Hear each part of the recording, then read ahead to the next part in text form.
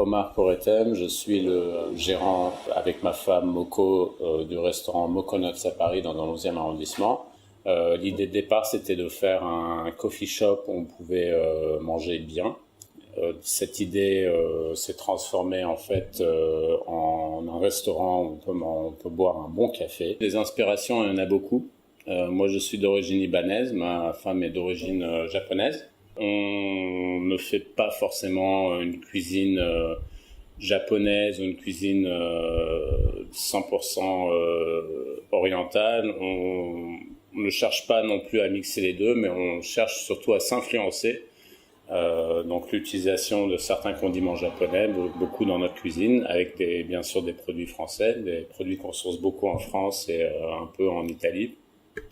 Et pareil pour l'Orient, donc on fait beaucoup, il y a beaucoup de touches ici et là qui vont faire référence un peu à mes origines au Liban, comme l'utilisation de certaines épices ou de certains condiments comme la tahina. Quand je fais une préparation de tahina avec un légume, beaucoup de clients pensent que c'est juste en fait la purée de sésame que je mets dans l'assiette. Mais la purée de sésame telle qu'elle est très bonne, mais ça reste quand même assez costaud.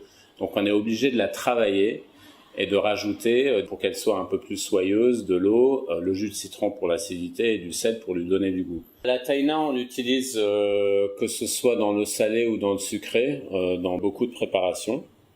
Nous, on l'utilise beaucoup avec les légumes parce qu'on trouve que c'est un très beau complément pour tout ce qui est légumes rôtis au four, rôtis à la poêle. Il y a les légumes qu'on connaît qui fonctionnent bien avec, comme par exemple l'aubergine, la courgette, mais ça marche très bien aussi avec des légumes qu'on connaît moins en Orient, comme l'asperge. Et on connaît moins, mais ça se fait aussi beaucoup au Liban, l'avocat. Par exemple, la purée d'avocat et tahina, c'est vraiment délicieux. Au Japon, on est aussi très friand de préparation à base de sésame.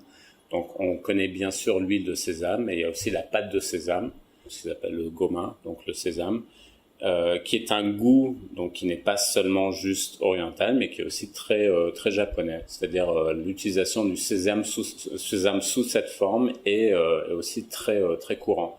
Donc c'est pour ça que quand mon épouse japonaise Moko a commencé à utiliser la tahina pour faire des recettes sucrées avec des connotations japonaises, ça a marché tout de suite parce que c'était des goûts qu'elle connaissait déjà. Du coup, elle a eu cette idée donc de faire un cookie avec. Donc je sais pas si l'idée c'était de faire un cookie avec un accent libanais ou un accent japonais. En fait, c'est un peu les deux, parce qu'on pense à un cookie à la tahina, on pense tout de suite à l'Orient, mais c'est aussi un goût qui est très japonais. Le cookie à la tahina qu'on prépare ici, c'est un peu très emblématique de ce qu'on est, de ce qu'on représente nous en tant que couple, parce que c'est un vrai mariage entre la culture japonaise et la culture libanaise. Mais c'est vraiment des goûts, c'est ce qu'on appelle le comfort food en anglais, c'est vraiment des goûts qui me rappellent mon enfance. Et il y a une chose que j'aime beaucoup faire à la maison, c'est que j'adore le riz, surtout le riz japonais.